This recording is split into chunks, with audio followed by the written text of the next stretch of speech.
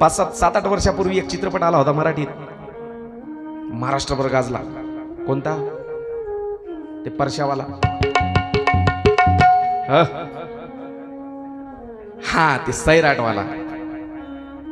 जेव्हा चित्रपट आला महाराज ते, तेव्हा त्याच्यातले 4-2 गाणी असे गाजले बस.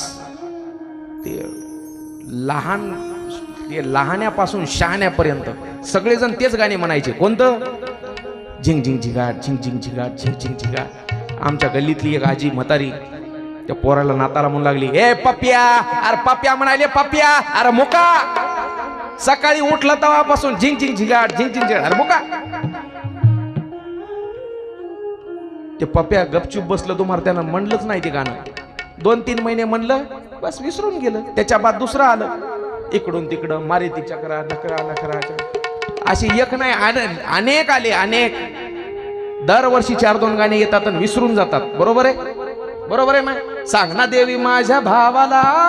त्याच्या बाद पुन्हा आले गिरणीवाल्या दादान देर दळून. त्याच्या बाद पुन्हा दुसरं आले. असे कित्येक गाणे आले पण विसरून गेले. पण 750 वर्ष झाले माऊलींनी अभंग लिहून. रूप पाहता लोचनी. आजपर्यंत त्या अभंगाचा कोणाला कंटाळा आला मला सांगा.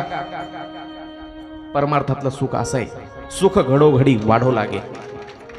बरोबर बाबा?